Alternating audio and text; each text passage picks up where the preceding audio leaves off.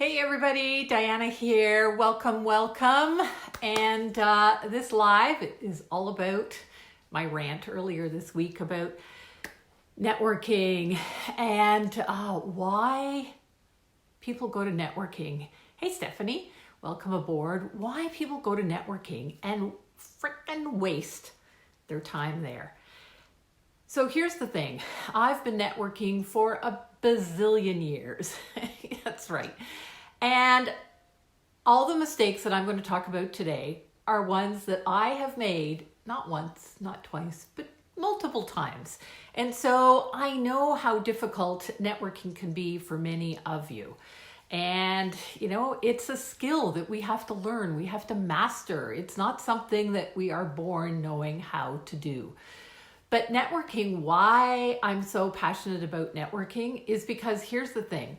Number one, it is your fastest path to getting new clients, right? It might be a manual sales funnel. In other words, it takes you there and you've got to do some things. But the truth of the matter is, it is your fastest way to get clients. Hey, glad you are on board, Stephanie, and thanks for sharing in the comments below. All right, so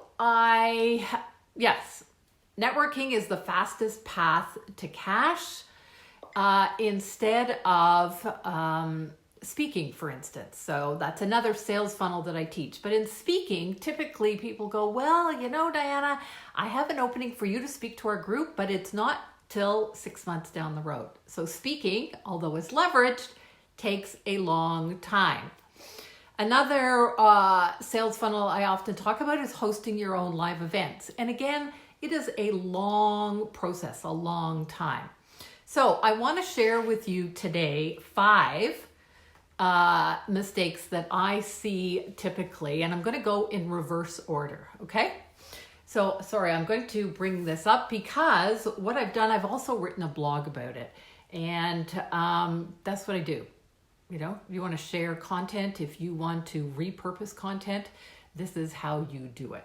So networking is a skill to master, and it is a skill to master no matter what level of business you're at. Even though I go out and speak, and even though I host my own events, I am still out there networking. So it is something for every stage of business growth. So number 5 mistake that I see is that people go to networking unprepared. So here's what I mean. Every time I go to networking, I make a game of it to see how many people I will meet that don't have business cards. So let me ask you there in the comments, Stephanie or anybody else that is watching, hey Flory, here's the question for you. How many times have you gone to networking events and met someone who didn't have their business cards with them? Right? I mean, really, you're at a networking event. Why are you unprepared? You got dressed. You made time in your agenda. You drove to the networking event. I've heard so many freaking excuses about why they didn't have their business cards with them. If I'm interested enough to hear from you or to, ask you for your business card, then yeah, please have it on hand. Now, I could also go into what makes a great business card, but I'm not going to do that today. So the number 5 mistake is going unprepared. So are you going to make sure you have your business cards with you everywhere? And it doesn't really matter if it's not perfect. You're better to have a business card that just has your name, your email address, and your phone number rather than not having a business card with you. Okay? All right, number 4, mistake that I see. Again, I've made this myself and lost clients because of it. That is discussing your prices at a networking event, right? So you might have a great conversation with somebody in a networking event, or it could be anywhere. And they kind of catch you off guard and they say, so how much does it cost to work with you? Here's your answer. That all depends. And truthfully, it does, right? Networking is not a place to discuss your prices.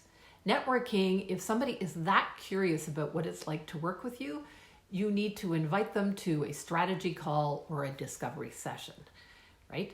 So that all depends on what they need, whether they're a good fit to work with you. It depends on all of those things.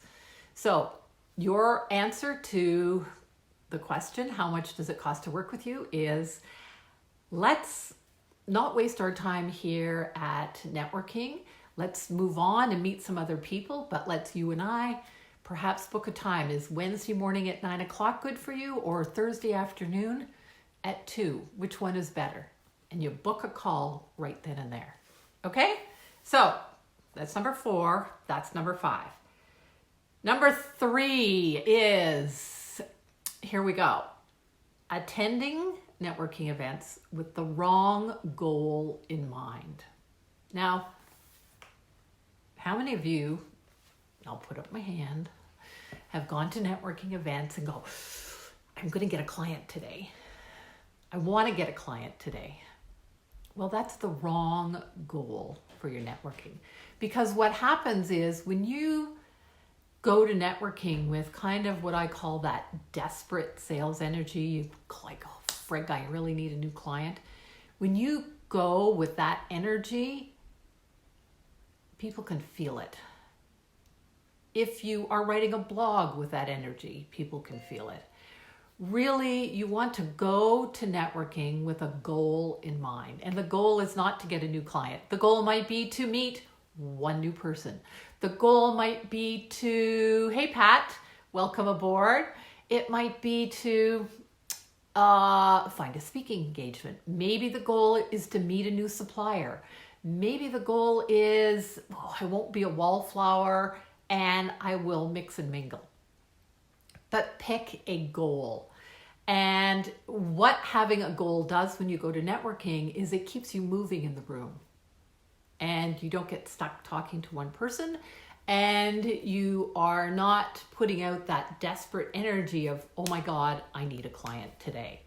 Okay? So I hope that's helpful. That was number 3. We have 2 more mistakes that are coming up. Okay? So let me just recap for those who joined us. Mistake number 5, we're going in reverse order, is going to networking unprepared. So you show up, no friggin' business cards. Going to networking and discussing your prices. It's not the place for it. Number 3 is attending networking with the wrong goal. And number two is rambling during your introduction. Now, rambling, what do I mean? Somebody says, so, Pat, Best, what is it that you do? And I'm just using this as an example. I know Pat doesn't do this, but what if Pat said, oh my God, I am a travel agent and I am so passionate about this. I help people book on these flights and I help people with this and I help people with that. And she just goes on and on and on. Now I know Pat wouldn't do that. That's just an example. But rambling like that is sometimes called vomiting. Is vomiting on a prospect. Your idea of going to networking is to develop curiosity, is to tell them maybe a client's story, is to tell them about the results that you get. It is not to ramble on and on, because you know what happens when you ramble on and on? Yeah, these people get this glazed over look in their eyes and they just go, oh my God, how can I get away from this person? Okay? So don't ramble on. Have a very concise, as I call it, it might be an infomercial or an introduction that you want to say to people. Okay, so that is mistake number 2. Now, here's the biggie. This is what I saw happening last week. People going to networking and confusing the audience. That's right. Because a confused audience, what? Do you know the answer? A confused audience never buys. That's right.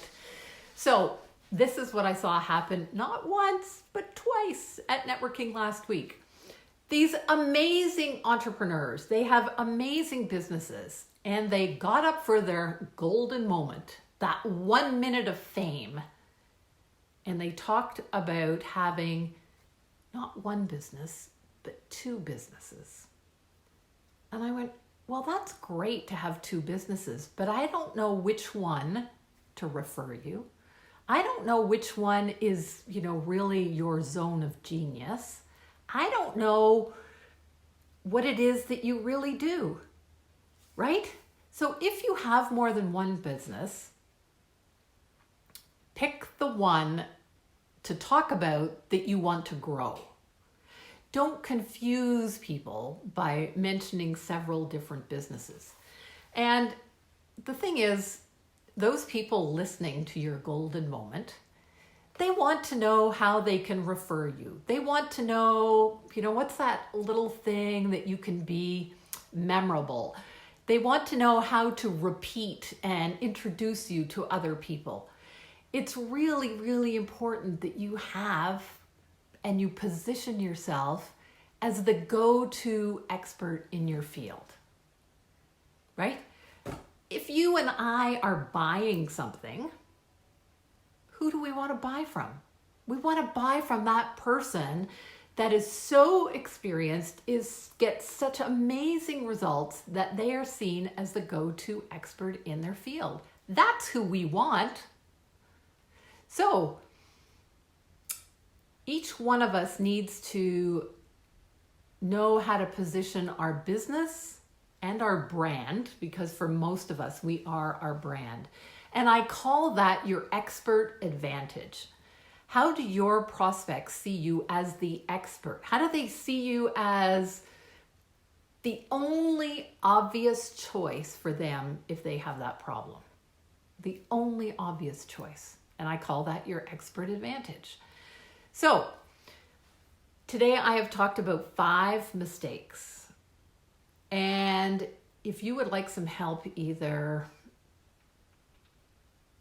not making those mistakes, taking your skills to the next level, or if you would like some help discerning your expert advantage so that you in 20 seconds, you got that?